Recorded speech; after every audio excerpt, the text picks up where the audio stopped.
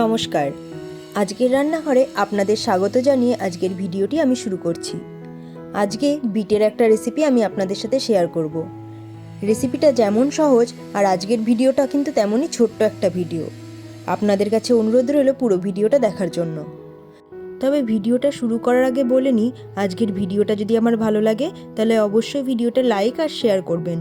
আর YouTube বা Facebook থেকে যদি দেখে থাকেন তাহলে অবশ্যই সাবস্ক্রাইব আর ফলো করে আমার পাশে থাকবেন। চলুন এবার তাহলে ভিডিওটা শুরু করি।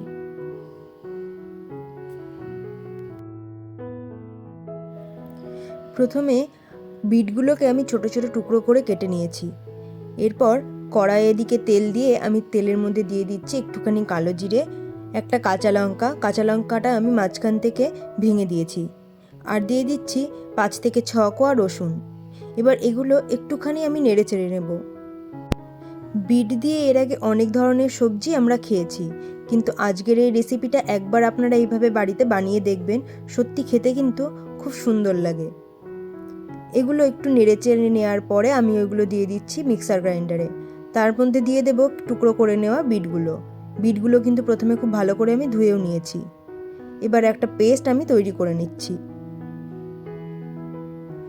একটু একটু জল দিয়ে এই পেস্টটা কিন্তু তৈরি করে নিতে হবে। একটা স্মুথ পেস্ট আমি তৈরি করে নিলাম।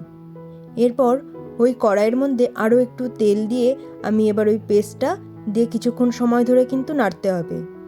তবে এই রান্নাটা করতে করতে আমার মনে হলো এই পেস্টটা যখন আমরা তেলের মধ্যে দিচ্ছি তখন কিন্তু একটু যদি পেঁয়াজ ভেজে তারপরে এটা অ্যাড করা যেত, আমার মনে হয় এর টেস্টটা আরও বেশি ভালো হতো। আপনারা দুরকমভাবে বানিয়ে দেখবেন আর আমাকে কমেন্ট করে জানাবেন কোনটা বেশি ভালো লাগছে।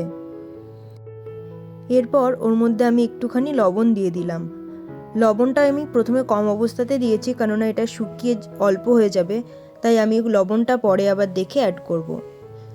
জলটা শুকিয়ে যাওয়ার পরে আমি ওর মধ্যে কিছুটা পরিমাণ ধনেপাতা দিয়ে দিলাম, আরও একটু লবণ আমি এখানে দিয়ে দিলাম।